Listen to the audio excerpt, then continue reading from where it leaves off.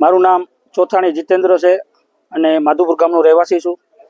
આજ રોજ આકોલવાડી મુકામે માધવ પાર્ટી પ્લોટની અંદર તાળા તાલુકાના જે 24 ગામ ઇકો સેન્સિટિવ ઝોનમાં સામેલ કરવામાં જે નોટિફિકેશન આવ્યું છે એનું અનુસંધાને એક સરપંચો, ઉપસરપંચો અને આગેવાનો એક મિટિંગનું આયોજન કરવામાં આવ્યું હતું।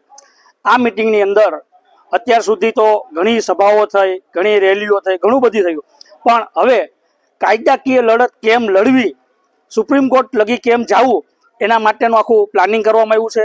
અને 24 ગામમાં જે ઇકો સેન્સિટિવ ઝોનની અંદર સામેલ થયા છે એ 24 ગામના સરપંચો, ઉપસરપંચો બધા અહીંયા હાજર હતા અને હવે એક કમિટી બનાવવામાં આવશે અને હવે કદાચ સુપ્રીમ કોર્ટમાં પણ જવાની જરૂર પડશે તો હવે 24 ગામના સરપંચો જ આ કાર્યક્રમને હેન્ડલ કરશે અને ઇકો સેન્સિટિવ ઝોન સામે લડત લડશે। અને કદાચ એવું પણ થશે કે કદાચ આના માટે કોઈ પણ આંદોલન કરવું પડે તો હવે 24 ગામના નેજા હેઠળ જ બધું થશે અને એક 196 ગામ જે ઇકો સેન્સિટિવ ઝોનમાં જે નોટિફિકેશન આવ્યું છે એ 196 ગામના સરપંચોનું એક મહાપંચાયતનું પણ આયોજન કરવામાં આવશે।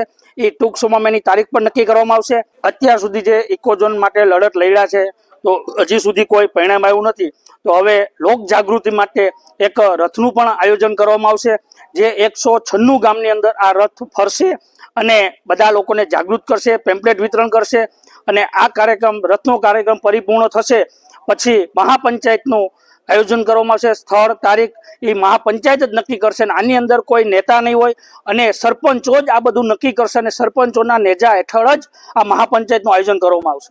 આમાં અત્યારે જે ઇકો ઝોન નામે બધા રાજકીય નેતાઓ આવે છે પણ ખેડૂતનો જે મેઇન મુદ્દો ઇકો સેન્સિટિવ ઝોન સંપૂર્ણપણે નાબૂદ, તો હવે ખેડૂતો એવું નક્કી કર્યું છે કે આ લડત ખેડૂતો, ગામના સરપંચો, ગામના પ્રતિનિધિઓ, ગામના આગેવાન જે ઇકો સેન્સિટિવ ઝોનની અંદર જે ગામડા સામેલ છે એ જ લોકો આની લડત લડવાના છે એવું બધા નક્કી કરવામાં આવે છે।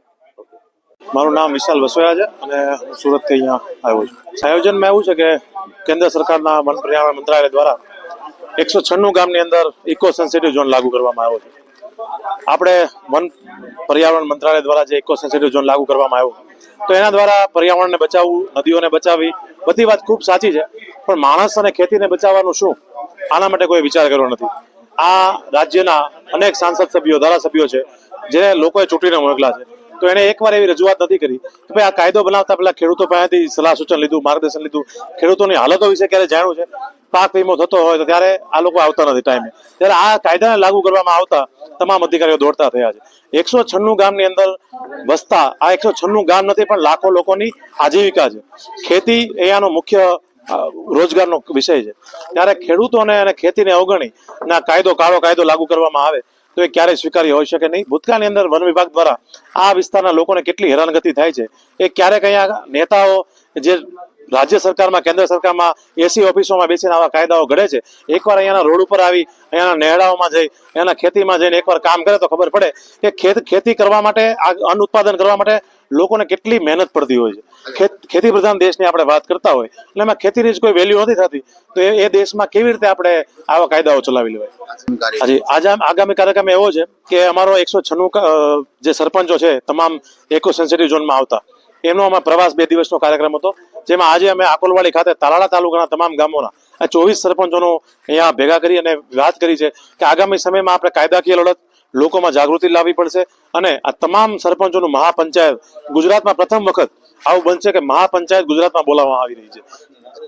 હવે અમે આગામી સમયમાં એ પણ વિચારીએ છીએ કે વિસાવદર ખાતે એક મોટું સંમેલન કરવામાં આવે જેમાં તમામ ગામના સરપંચોને સાથે રાખી, સરપંચોની આગેવાની નેજા હેઠળ સરપંચોને આગળ રાખીને પોતાના ગામના હિતને લઈ અને સરપંચો આ કાયદા વિરુદ્ધ ઠરાવ રજૂ કરે અને તમામ ખેડૂતો વતી, લોકો વતી આ પ્રશ્નને આપણે જાહેર મુદ્દા પર, જાહેર સ્ટેજ ઉપર લાવીએ અને ખેડૂતો પોતાની, સરપંચો પોતાની વેદના રજૂ કરે અને આ કાયદો બને એટલી જલ્દી રદ થાય અને એવો અમારો પ્રયાસ છે। જો આ ઇકો ઝોન લાગુ કરવામાં આવે તો આનાથી ઘણા જે ગંભીર કાર્યક્રમો જે આપવા પડે એ આપીશું, પણ એ પહેલા તો લાગુ જ ન થાય એના માટેના તમામ રણનીય પ્રયાસો હશે અમારા। સુરત ખાતે પણ આગામી સમયમાં અમારો એક મોટો કાર્યક્રમ છે જે આ લોકોના સમર્થનમાં જ છે, કારણ કે આજે સુરત જેવા, અમદાવાદ જેવા શહેરો ઊભા હોય તો કોના કારણે?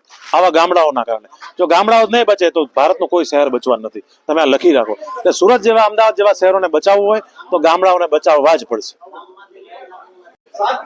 અલ્તાફભાઈ બ્લોચ, 34 જૂથ ગ્રામ પંચાયત સરપંચ।